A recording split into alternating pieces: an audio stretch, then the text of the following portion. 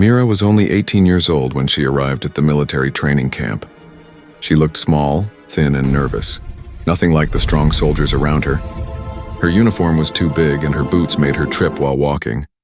The other recruits laughed behind her back, calling her names like deadweight and lost puppy. To them, she didn't look like a fighter. She looked like someone who would quit in a week. Mira didn't argue, didn't explain, and didn't ask for help. She just quietly followed orders. Always on time, always watching. Her eyes didn't show fear, but something deeper, like she had already seen too much in life.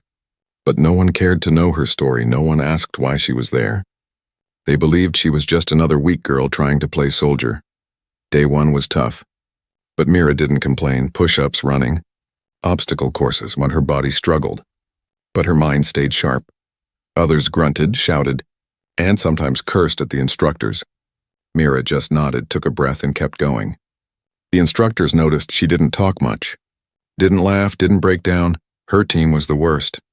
They made her carry extra gear, do double tasks, and sleep near the noisy generator. One guy even threw her food tray on the floor and called it a training lesson. Mira quietly picked it up, cleaned the mess, and didn't say a word. She became a ghost among them, present, but invisible at night when everyone slept. Mira would sneak out to the field. Under the moonlight, she would practice silently. Her movements were fast, punches, kicks, rolls, and shadow fighting. She had memorized every technique shown during the day and added her own. She trained like someone with a mission, not just someone trying to pass one night. A senior officer named Captain Reeve was walking near the field. He stopped when he saw the girl moving like water, smooth and sharp. He didn't say anything, just watched from a distance. Her footwork was advanced, far better than any new recruit. He raised an eyebrow, confused but curious. The next morning, Mira lined up like always, quiet and ready during the drills. One recruit tripped her on purpose. She fell hard, her knees bleeding, her hands dirty. Everyone laughed. But Mira stood up slowly, wiped her hands, and walked back to her spot. No anger, no sadness, just silence, and somehow, that silence made the others uncomfortable. Later that day, her instructor, Sergeant Collins, made her redo the obstacle course. She had already done it once, but now she had to do it alone. Under the sun, the course was long and brutal. Climbing walls, crawling through mud, swinging on ropes, she slipped once, bruised her shoulder, but didn't stop. By the time she finished, her uniform was torn, and her arms were shaking, but she stood straight, looked straight ahead, and saluted. Sergeant Collins didn't say a word, just stared. Surprised, whispers started to change. Some recruits still mocked her, but others began to wonder, how was she still standing? Why didn't she ever cry or shout? Who was this girl who didn't fight back, didn't give up, and didn't seem afraid? In the corner of the base, an old officer named Major Holt looked through a list of names. He paused when he saw Mira's file, marked restricted. He typed in a code, but access was denied. "That's strange," he mumbled. "Who is this kid?" He looked out the window, saw Mira walking with a limp but still holding her head high, and something about her reminded him of a story he once heard. A secret project. Long-buried Mira, meanwhile, stayed quiet. She didn't care about the gossip or the cold food or the painful bruises. She wasn't there to make friends. She was there for a reason only she knew. And every insult, every push, every night of pain made her stronger, because she knew one day they would all stop laughing. One day the name Deadweight would be remembered for something else, something powerful, something unforgettable. But for now, she trained, she listened, and she waited for the moment when everything would change. And that moment was coming closer than anyone could guess. Mira didn't fear the training. She feared nothing, not the pain, not the hunger, not even the bruises that covered her body like medals. But the team, her own team, was the hardest part to survive. They didn't want her there, didn't see her as one of them. To them, she was a mistake that somehow slipped through the gate. Her unit was Alpha Squad, known for being the toughest, meanest, and most competitive. The recruits in Alpha Squad didn't smile, didn't joke, and didn't help the weak. They had nicknames for everyone, but Mira's was special. Deadweight. It started as a whisper, then became louder soon. Even the instructors used it casually when speaking about her. One morning during a gear check, her rifle was missing. Someone had taken it from her locker and thrown it in the mud pit. She didn't ask who did it. She just jumped into the freezing mud, searched in silence, and pulled it out. The sergeant watched her closely, expecting a breakdown, but all he saw was calm, and too calm. Like she'd been through worse later that week. Alpha Squad was given an overnight navigation mission in the woods. Recruits had to find 5 markers in the dark using only a map and compass. Teams worked in pairs, but no one wanted Mira as their partner, so she was sent alone as punishment. Everyone thought she'd quit, get lost or call for rescue, but she didn't. Mira returned just before sunrise, dirty, wet, but carrying all 5 marker tags. She handed them to the instructor without a word, and stood in line. Everyone stared, unsure how she made it back. One recruit whispered, "She's lucky." But Captain Reeve, watching from the back, wasn't so sure it was luck. Her hands began to shake during breakfast, but she didn't eat. Her squad had taken her meal token and traded it for energy bars. "Earn your food," one of them said with a grin. Mira just drank water, tightened her belt, and walked out. Her stomach growled, but her eyes stayed calm at night. She wrapped her bruised ankles with strips torn from her pillowcase. She cleaned her own wounds with cold water and a tiny bottle of salt she had hidden. Every small pain became fuel. Every scar became a story only she could read. She was training not just her body, but her mind, her soul, her silence. Sergeant Collins tried to break her next. He yelled in her face, made her do crawling drills on gravel, gave her extra guard duty in the cold. Once he shouted, "Why are you still here, deadweight?" Mira looked at him, eyes steady, and said softly, "To become what I already am." He blinked. Stunned, he expected tears, but she gave him steel. The squad started to feel something strange. No matter what they did to her, she didn't snap. One recruit, Vega, said during lights out. "She's not normal," another replied. "She's dangerous. Not because she attacked anyone, but because she didn't react at all." Captain Reeve began pulling her file again. Still marked restricted, still sealed. He reached out to command, asking for clarity. They replied with just one line. "Monitor. Do not interfere." He circled the words on the paper and kept watching. Mira kept going, quietly collecting every piece of information around her. She memorized routes, routines, weapon codes, emergency signals. She was always alert. Even when pretending to be tired, she noticed who was cruel, who was insecure, who was hiding weakness behind loud voices. She never wrote it down. It all lived in her memory. Perfectly arranged, one evening during hand-to-hand combat training, she was paired with Lance, the biggest guy in the squad. He smirked, cracked his knuckles, and said, "Don't worry. I'll go easy." But the moment the whistle blew, Mira moved like lightning. She ducked his punch, twisted his arm, and knocked him flat on the mat. The room fell silent. She didn't smile, didn't celebrate, just stepped back and bowed. Lance got up, red with anger, but said nothing. Everyone saw it now. This girl, this deadweight, wasn't what they thought she was. She wasn't weak, she was waiting. Not broken, but building. But they still didn't know the full truth. Not yet, because the most powerful part of Mira's story was still hidden. And when it finally came out, it would shock them all and change the war forever. Something about Mira didn't make sense. She was too calm, too focused, and too skilled for a beginner. She didn't brag, didn't argue, and didn't try to prove herself, but in every task, she performed just enough to stay invisible. Not too weak, not too strong. Only those who looked closely noticed her quiet pattern, never failing, never breaking, never missing a beat. Captain Reeve was one of them. He had served in the military for 22 years and thought he had seen everything, but Mira confused him. She moved like someone with combat experience. Yet she was just 18 one morning. He walked into the admin building and asked for her file. The clerk raised an eyebrow and said, "Access is restricted, sir." Reeve showed his badge. "I'm her supervising officer." The system flashed red. "Top secret. By authorization only." Reeve stood still for a moment. He had seen that label before. Only on high-level intelligence agents, spies, or deep-cover operatives. Why would an 18-year-old recruit have that level of protection? He made a call to Central Command, asking for clearance. The response came quickly. "No access granted, monitor subject only. Do not engage." It wasn't a suggestion, it was an order. Reeve hung up the phone and stared out the window, watching Mira walk alone toward the training field. She didn't know she was being watched, or maybe she did, because Mira always acted like she expected someone to be watching. Every move she made was controlled, like a chess player planning 20 moves ahead. Her eyes scanned the surroundings constantly, reading faces, angles, distances. She remembered details no one else noticed: who left their locker open, which recruit skipped lunch, which instructor limped slightly on rainy days. But even with all her focus, the name Deadweight still followed her like a shadow. The squad didn't respect her, and Mira let them think what they wanted. She wasn't here for their approval. She had come for something else. What that was, no one knew, not even Mira's commanding officers. 2 nights later, a silent alert was triggered in the base's classified terminal. An unknown signal had been detected in the area. A message came in, encrypted, addressed to one codename, Phantom 7. The system auto-routed it to a black box. Hidden deep in the intelligence network, no one on base saw it, except for one man, Colonel Stratton, who sat alone in a secure bunker hundreds of miles away. He read the codename and froze.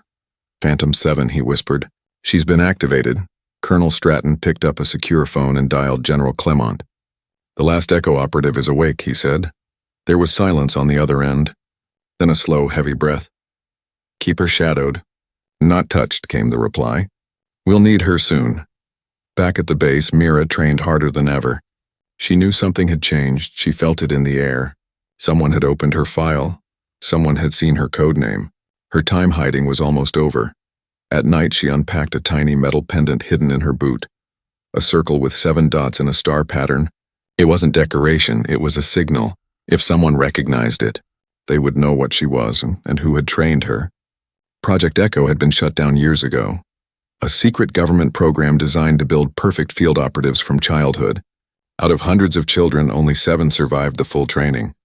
Mira was the 7th, the youngest, the quietest, and the deadliest.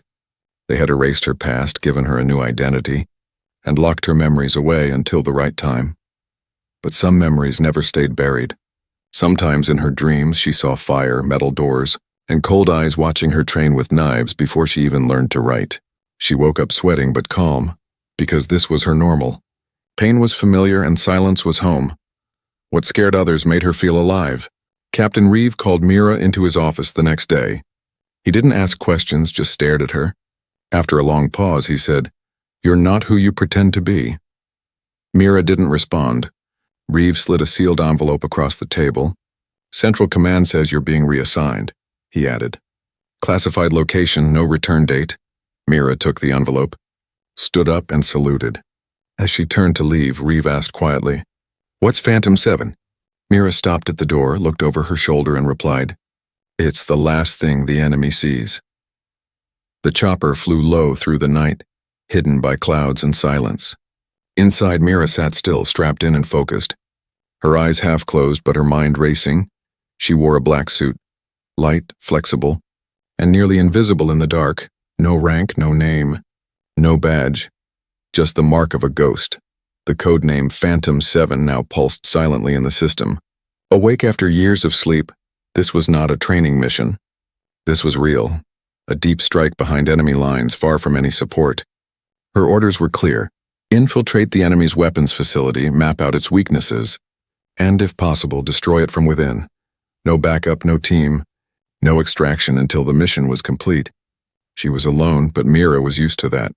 The enemy base was called Black Fang, a massive underground compound buried in the mountains, guarded by motion sensors, satellite shields, and nearly 200 armed soldiers.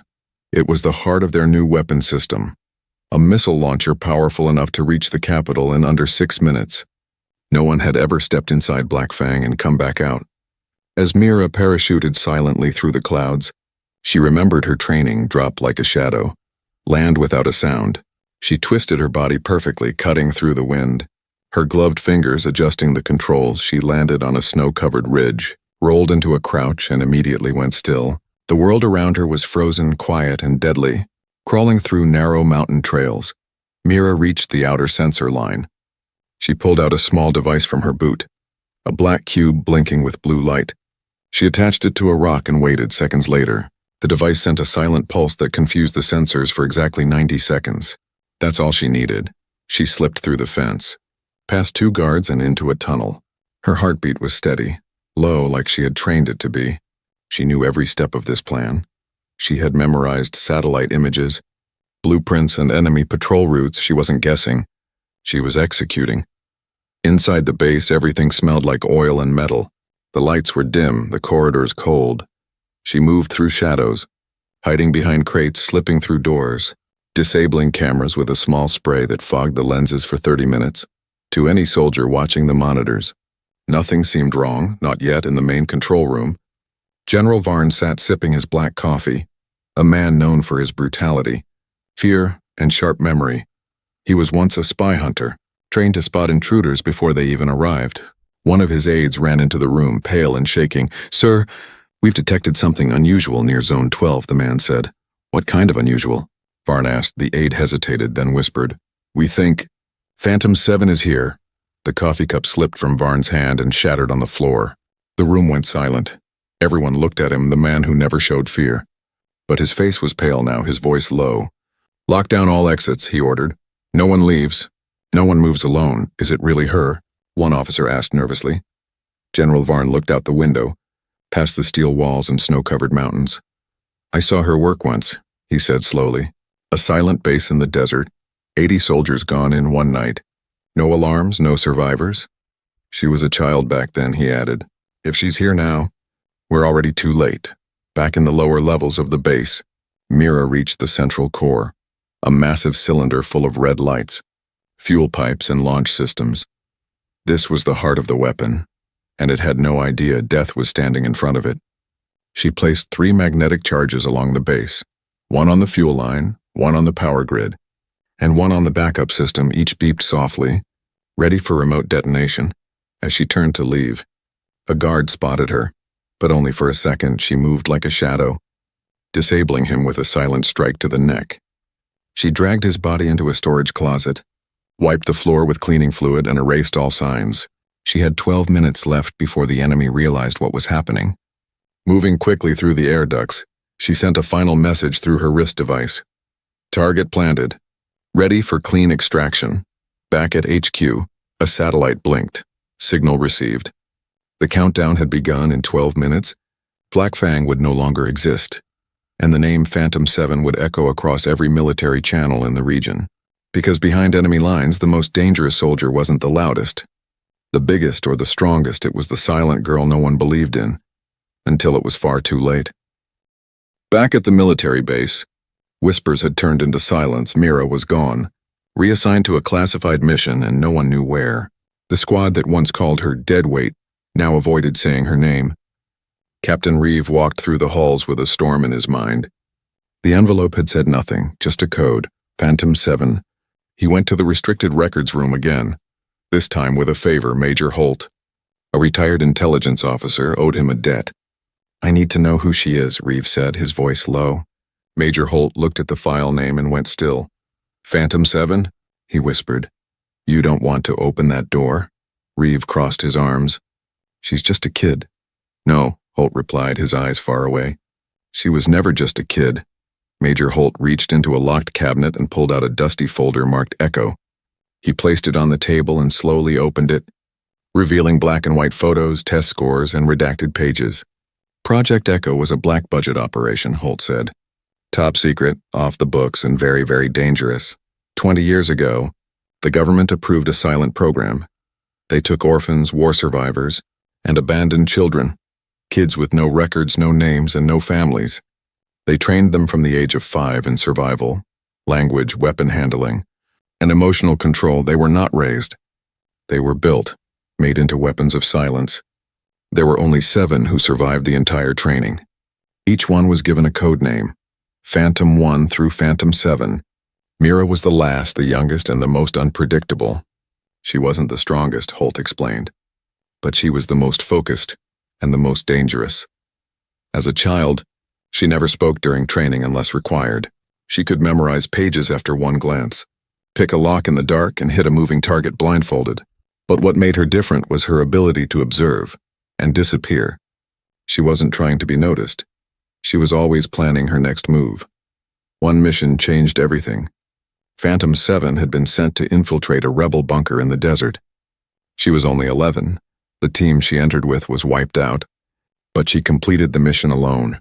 No explosives, no alarms, just silence, and one message left behind. Target neutralized. That was the last time Project Echo was used.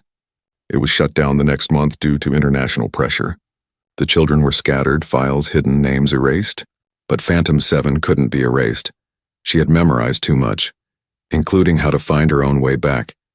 Years later, she signed up for basic training under a new identity. Mira. No one knew why, and no one recognized her. Maybe she wanted to test herself. Or maybe she was waiting for something. Or maybe she just wanted to see if the world had changed. Or if she had. Back at the enemy compound, General Varn stood in front of a large screen showing a satellite image of the explosion site. Black Fang was gone, reduced to rubble and smoke. Every file, every weapon, every plan destroyed in minutes. And the message left on the screen before the blast was just one word: Phantom. Varn sat down, wiping sweat from his brow. "I thought she was just a myth," he whispered. One of his commanders asked, "What do we do now?" Varn stared ahead and said, "Pray she never returns." Meanwhile, Mira sat on a transport plane heading back to an unknown location. She wore no rank. No expression, just the black pendant with 7 dots in a star pattern. She looked out the window. Her mind quiet, she didn't feel pride or victory or joy. She just felt the mission move through her. Like wind through a forest, she was a ghost, not dead. Not alive, just somewhere in between. Because Phantom 7 wasn't just a code name, it was a warning. And those who ignored it never got a second chance. The explosion at Black Fang wasn't just a physical attack. It was a message. Not just to one side, but to every military, every leader, every spy who still remembered the code name Phantom 7. One blast had erased years of planning, billions in weapons and an army of soldiers. No one saw her leave, no one saw her enter.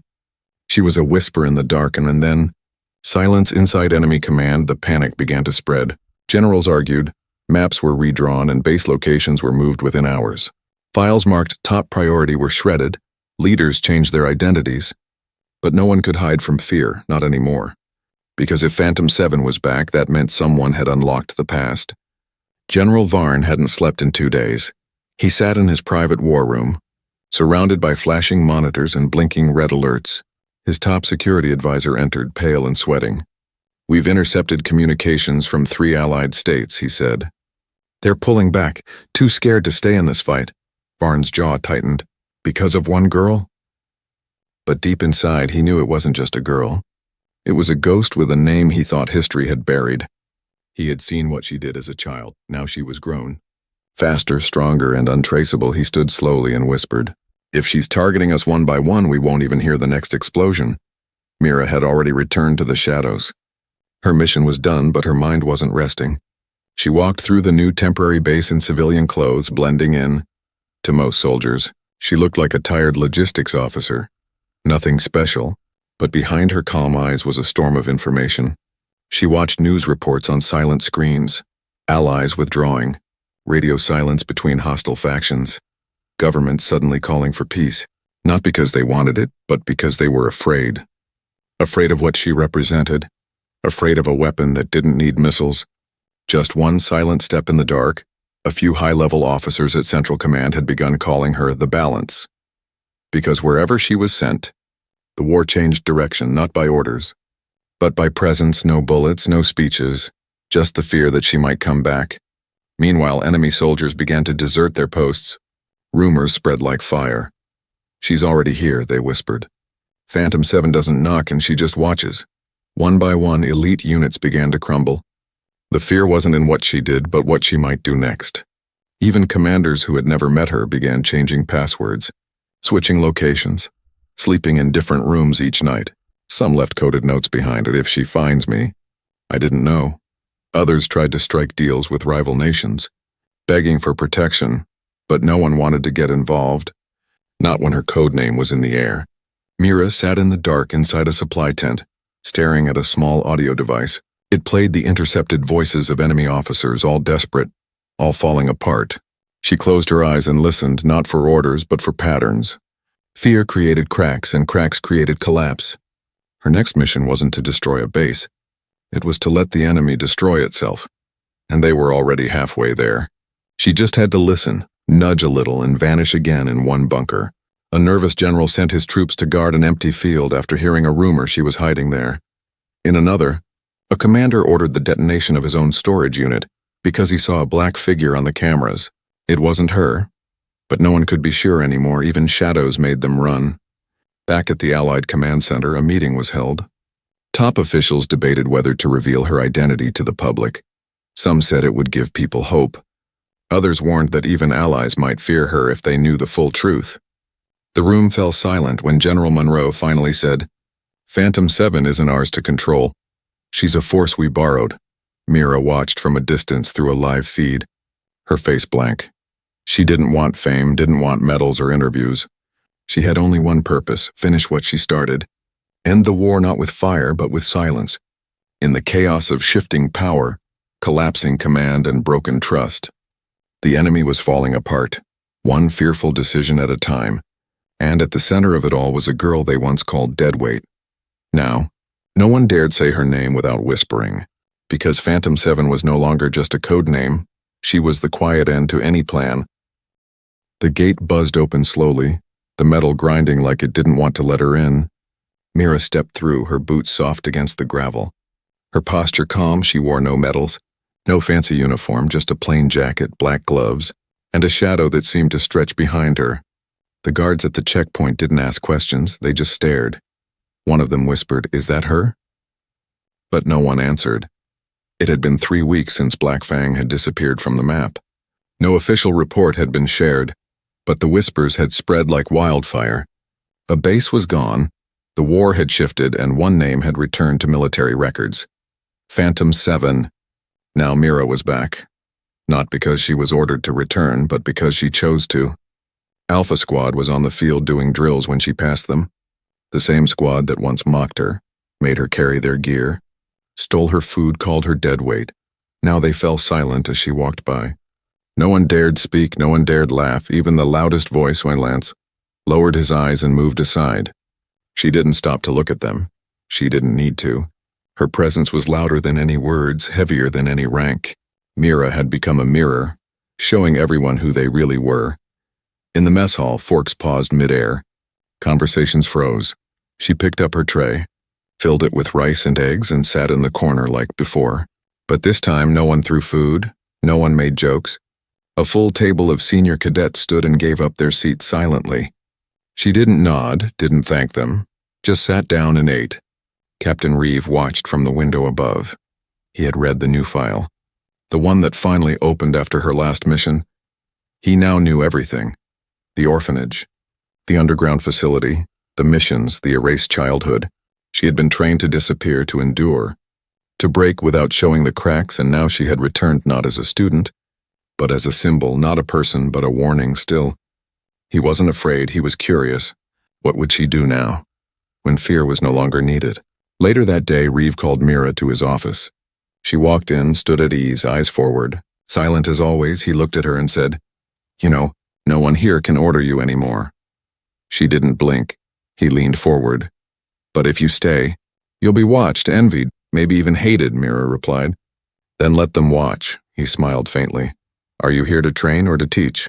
She paused, then said, "Neither. I'm here to see who still deserves to wear the uniform." And with that, she turned and walked out. It wasn't arrogance, and it was clarity. She had lived in the darkness for too long to play pretend in the light that evening. She went to the training yard, the same yard where they once made her crawl until her hands bled. Now new recruits were struggling through the same drills, panting, stumbling, crying. She didn't shout at them, didn't correct them.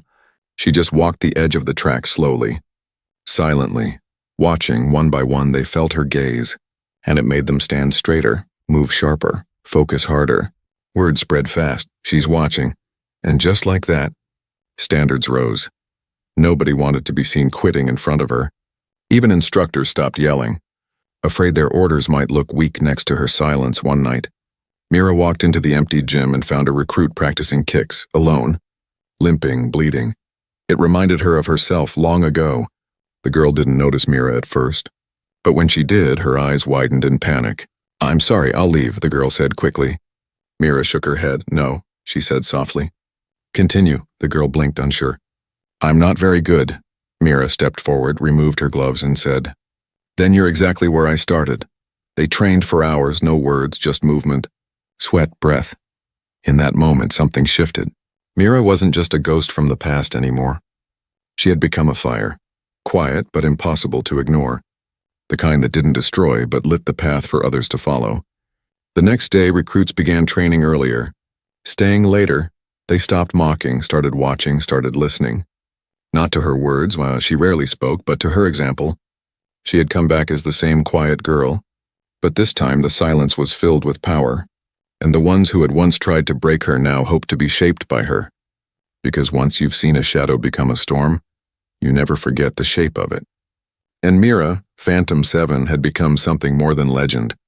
She had become the truth no one could deny. Years later, they still whispered her name across the training fields, not in fear but in respect, not because she shouted commands, but because she never needed to. The legend of Phantom 7 didn't grow from the medal she never wore. It grew from silence, and what that silence meant. Mira had changed the base without lifting her voice. She had turned broken rules into discipline, fear into respect, and noise into meaning. She trained only those who never asked. She helped only those who kept going even when no one was watching. Because she had learned the hardest truth of all. Real strength is quiet. Recruits who once feared her now stood straighter when she walked by. Not because they were scared, but because they didn't want to disappoint her.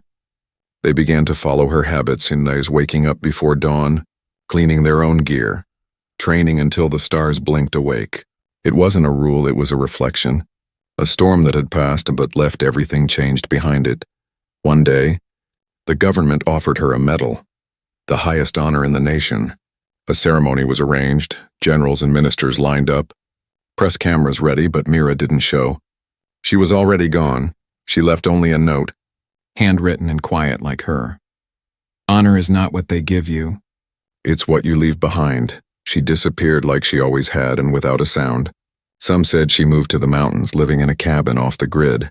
Others believed she was still doing missions unseen, cleaning up the last pieces of war before they reached innocent people.